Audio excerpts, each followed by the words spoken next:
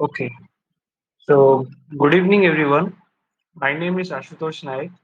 I'm going to present to you on a topic of a very famous scam and one of the biggest scam of India. It is known as the Harshad Mehta scam. So let's just know first who Mehta is.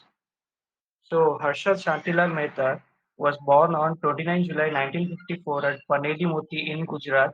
He was an Indian stockbroker, but before that, he was doing part-time jobs and very odd jobs like salesman and doing clerical jobs for 8 years.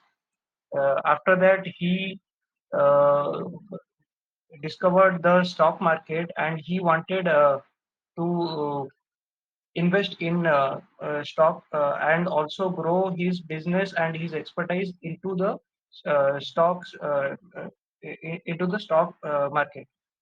So let's just focus on the scam now. So the scam happened in the year 1992. At the time, the scam size was 4,000 crores, in which today's money it is equivalent to more than 25,000 crores. So I'll just give you a hint. So during the scam, the Sensex was at 1200, but before the scam, the Sensex was at 1200. But during the period of the scam that continued for a year, from 1991 to 1992, it the Sensex rose to four times high, that is 4400.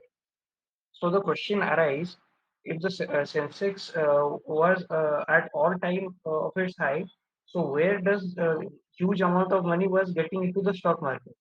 So, for that we have to go back to the basic banking system in the year 1991.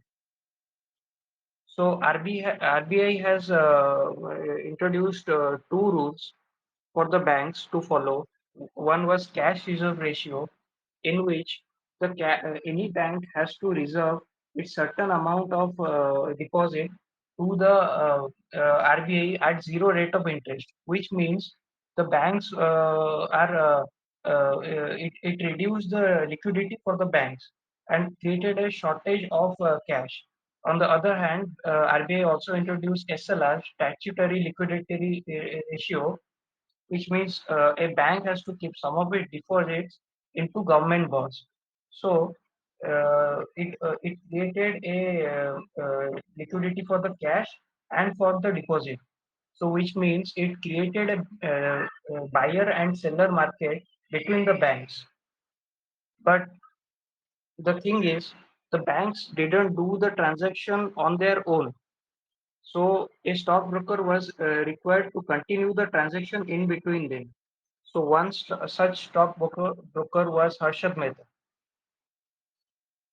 So what Harshad Mehta did is the banks wrote up the check in the name of Harshad Mehta, and Harshad Mehta withdrew the money. And what he would do is invest the money in the particular stocks of what he prefers, which inflates the market price of the stock market. So what he will do, either he will keep the profit or he will keep the profit and sell off the and return the rest of the money to the banks. If in between other bank decides or demands money from Harshad Mehta, what he would do is he would go to another bank and ask money, as his name was also a big uh, his name was also a good credibility.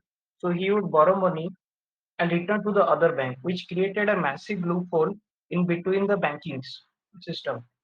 So for doing this kind of transaction, BR was introduced by the banks, which was known as bank receipt, uh, and Harshad Mehta used these BRs to withdraw money and manipulate into the stock market. So, uh, okay. So Harshad Mehta did what? He did. He went one step further and he started issuing fake BR in the name of the banks. So if Harshad Mehta issued money in the name of Bank A, in reality, there are no securities that has been issued, but he has withdrawn money from the bank and then invested into the stock market, which created a massive loophole. And Harshad Mehta also went against the RBI guidelines to create such a scam. Later on, the scam was recognized by Suchita Dalal, an Indian journalist who played an important role in exposing this scam. And also later on, RBI and ED and many other agencies investigated this scam. So that's all from my side. Thank you.